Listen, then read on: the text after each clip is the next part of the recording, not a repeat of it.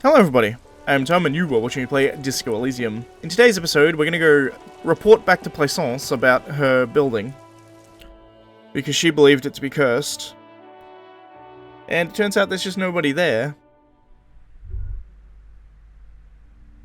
Hey Plaisance. You're alive and well. Don't keep me waiting now. What's in there? In that dark sarcophagus? The dark sarcophagus paused dramatically. Yes. How was it? Tell her how ghastly it was. You know it's what she wants to hear.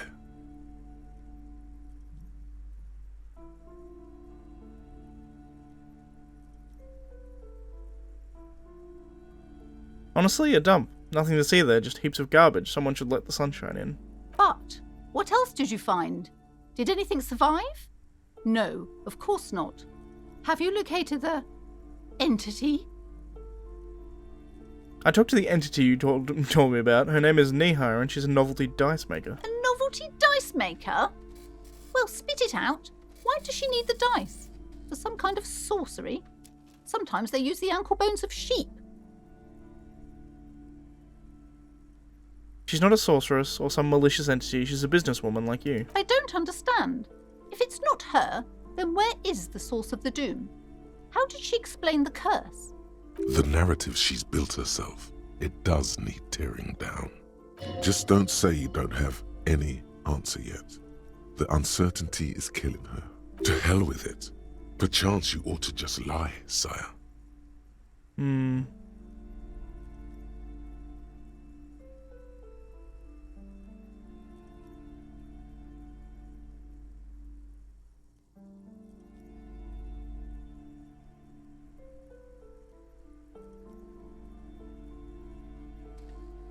She said it's just capitalism. Bankruptcy is a quirk of our economic system. Wait, what?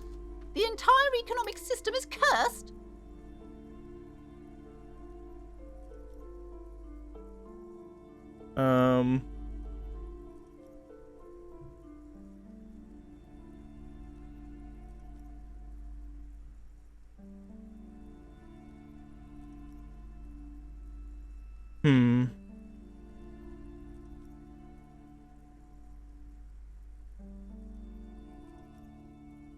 It's true, we live in a precarious world. Nothing ever turns out right. You need to get used to chaos. Precarious world? Economy? I understand what's going on here. You went in there, rummaged around, and accomplished nothing. And now you're telling me these intellectual things to cover up for it. It's okay. You don't have to. I was wrong to trust another person. I will manage this psychic calamity as I always have. Alone. On my own. As she has to, every day. Thank you for nothing. Please, do buy some books, or be on your way. Interesting. Wow. Total psychic collapse between you two right now. There was never any other way this could have gone. She's just too far gone into her own mind. I am sorry we had to disappoint you, ma'am. Can we go now? Farewell for now, book peddler.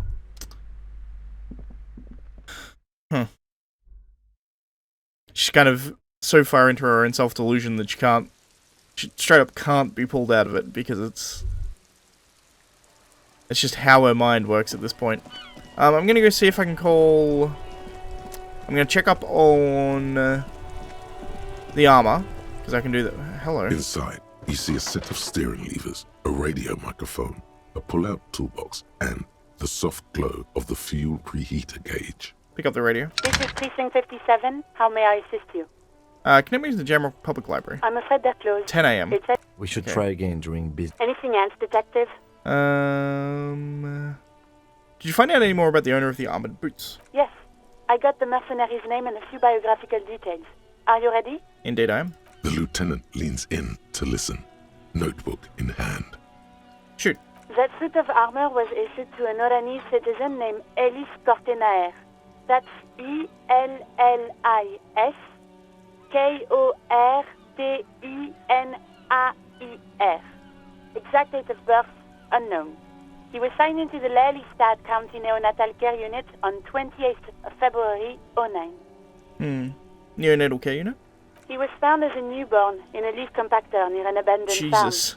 He spent 4 months in the neonatal unit, survived apparently, and was assigned to a foster family at 2. According to Klasia, Lele said his real name wasn't really his. Perhaps that's because he was fostered. This is what the ICP knows about him. He was raised by foster parents, entered the East Brand Military Academy in Vredefort at 17, then served in the Oranese forces till he was honorably discharged in 41, just a year before the Seminese conflict. Interesting. Honorably discharged. Then the armor followed him to Seminine, or at least I assume it did. And that's it. There are no records of his employment in Crenel, or any of its other incarnations, or him even entering Revachol. He was found in a leaf compactor? It's a garden tool used to press leaves into these cubes. Yeah, I know. It's a detail the hospital had, the only detail in these files. So I thought it would be good for you to know. It is. Thank you, Alice. It's also insane. Any information on his foster parents? None, officer. Sorry. So all we have to do is connect him to Cornell is the armor. Even that is a small miracle. These organizations usually double-check their inventory. Thank you, Alice. Great work. No problem, Lieutenant. Well, we have his name and service record now. A name. This is very good. Elise Cortenard. Sometimes police work is about human dignity, about giving back names to anonymous victims. I agree. I'm glad the inquiry was helpful to your investigation, officer. Did you have any other questions? I'm done with the radio for now. 57's over and out. In the cabin, you see a set of steering levers. Close the door. Who are you guys?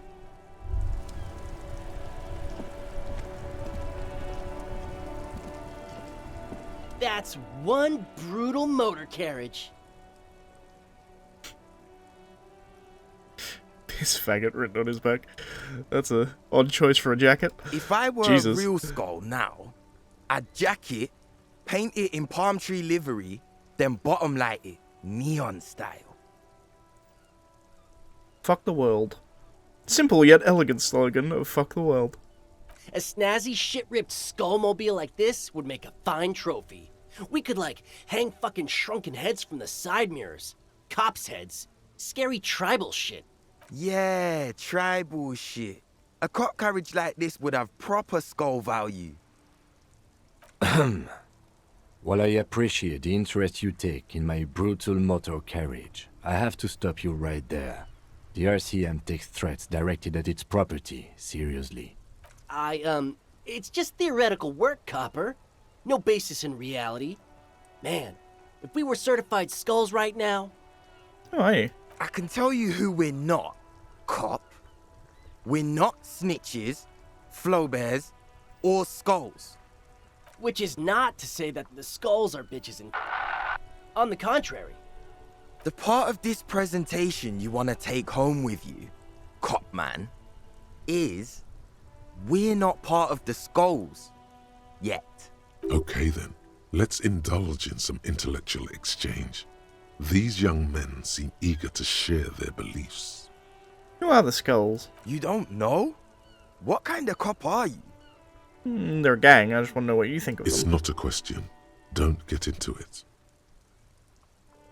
Of course I do. I'm just testing you boys. The skulls are the most vicious gang of the Besmertne. Besmatine, or the Besmati, the Immortals, are West Rivasholian crime syndicates. The nastiest bunch of psychos ever. Jacking carriages and getting into high-speed chases. Possessing an infinite amount of fuck-all swagger, infamous for their non-verbal modus operandi. They usually occupy the burnt-out quarter in Jamrock, or you can find them loitering around the brightly painted bottom-lighted vehicles. I can't wait to become a skull. Bottom lights are wretched aggressive.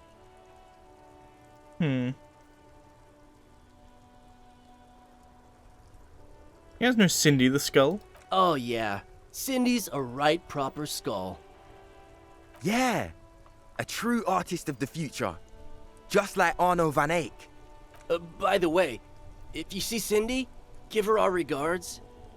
For all their nihilistic posturing, these young men are not lacking in youthful idealism. The lieutenant on your left is unusually lenient toward them.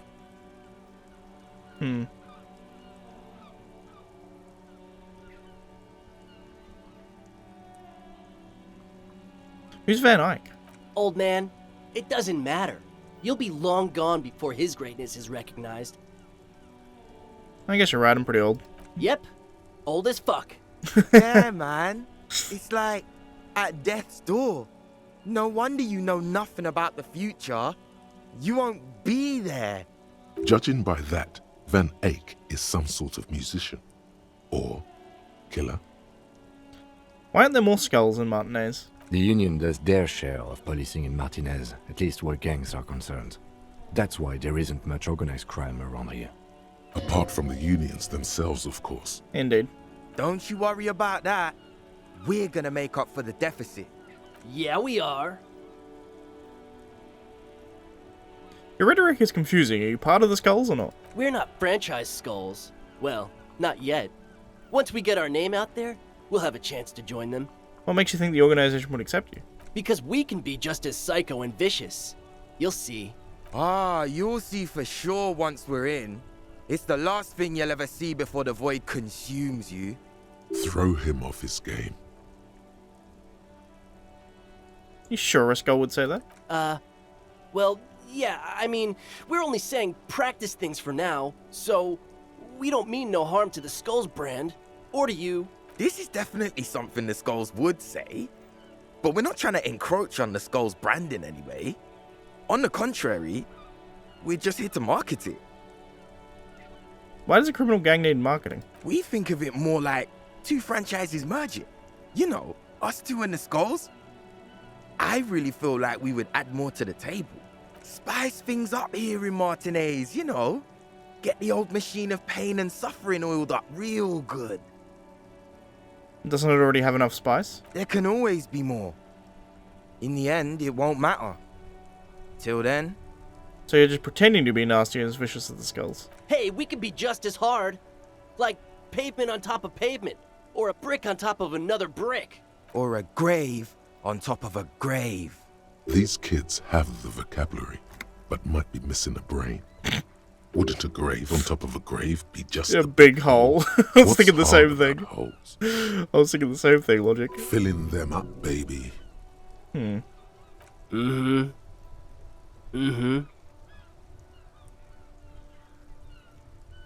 What's with the jacket? What about them? Why does your jacket have piss faggot written on it? Well, first off, it's a statement and not necessarily something that characterizes me as a person, even though the statement has character. And I do like piss. What nonsense is this? It's a statement and not necessarily something that characterizes me as a person. Okay, even though the statement has character, and I do like piss. The word piss epitomizes the struggle taking place in the world. Things being defined as they seem, not as they are. And, I guess, it's also about communal spirit, the future, and truly appreciating our differences. Right. Also, you've got to admit, it catches the eye. And since the Grand Piper is slowly but steadily moving towards basing the economy on it, attention, it is imperative that the medium itself convey the message. Makes sense. What I mean by this is, we are all piss and that the world is inherently meaningless. Though he seemed lacking in vocabulary, it seems that the young man has expertise in at least one field, even if it's rather narrow. It's somewhat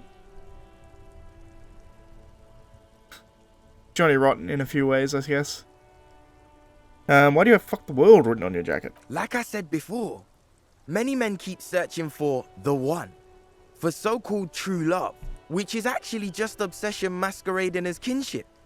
The thrill of the chase, the hollowness that fills your chest cavity after catching it. I'm wondering if the poetics come with the jacket, or are they derived from something else entirely? To catch a fish, you'll need to hurl the lure many times, and even then it isn't certain that you'll get anything. If you blow up the lake, though, you get more fish in a shorter time.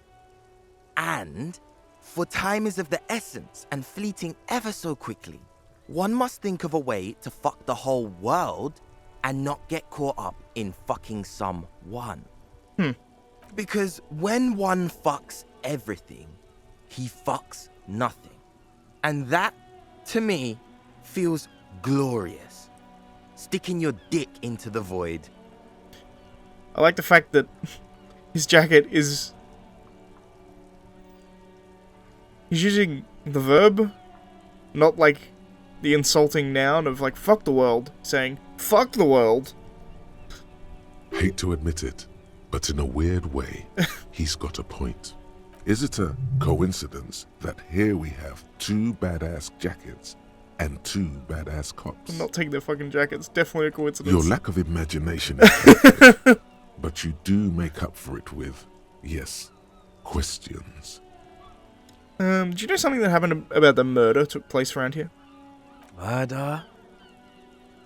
A man was hanged at the backyard of the Wellingham Rags. Yeah, sure. We'll gladly tell you everything we know about it. It was a man. Also, he was hanged. Anything else? He was hanged from a tree. Yeah, I mean, duh. These punks don't know anything. Let's just move along. Hey, stop right there. How does one know anything? Ah, this sounds like epistemology. A field so occupied by thought that it begins to question thought itself. However, there is no way these young men could possibly be aware of her work. I know you don't know shit. Exactly. How can one know shit? For example, how can one be sure that there truly is a body hanging behind a hostel? What if it's art? Or just a mere specter? It's not. A man is dead and we need answers. So what do you think we know? I mean, I'm gonna try. Ask for the jackets for yourself and the lieutenant. These guys aren't scary. You're not scary. I have nothing to work with here. It's either begging or bullying, or both. Just ask them, maybe. Gentlemen, I need your jackets. Why? Look at the shit I'm wearing. Yeah, like he said, total shit. What about it? The spark of sympathy in the youth's I eyes. didn't say that.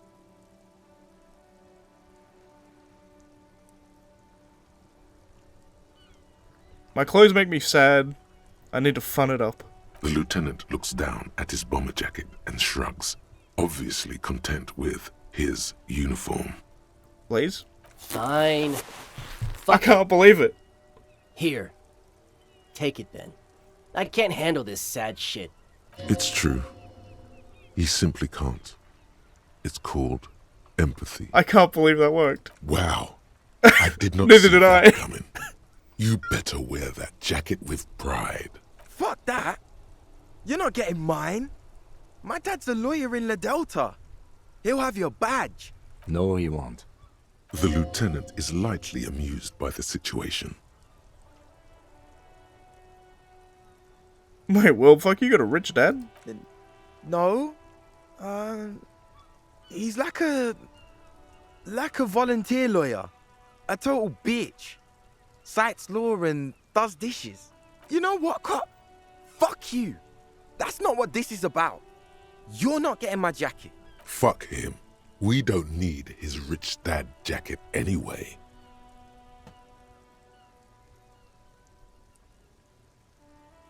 We don't need the other one. You said you're more of a piss faggot kind of guy, so I got the jacket for you. I'm not wearing that jacket.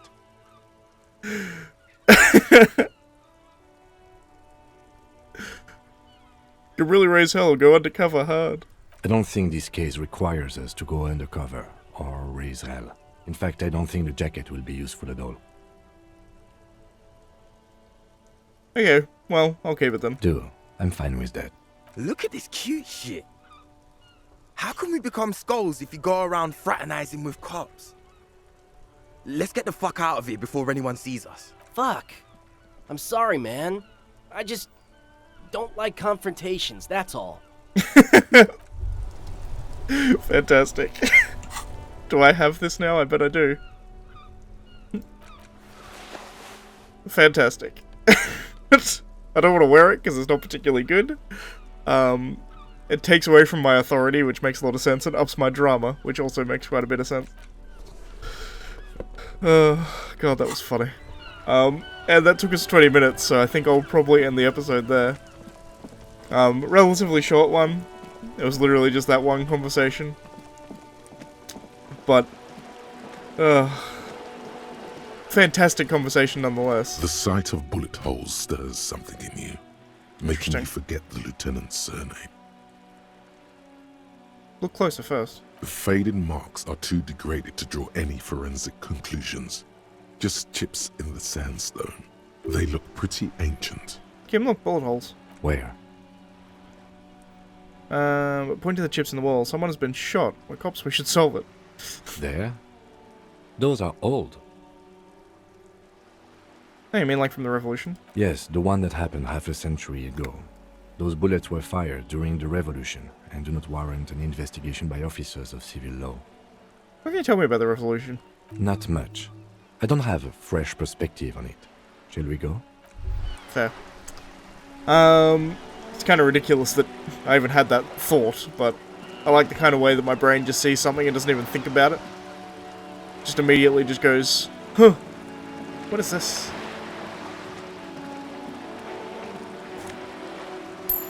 Nice, I can afford to sleep in my bed again. I have $20. Alright, as I said, that's going to be it for this episode, so I'm going to end it now. There's still a bunch of stuff I need to do, but it's fine. See you next time, guys.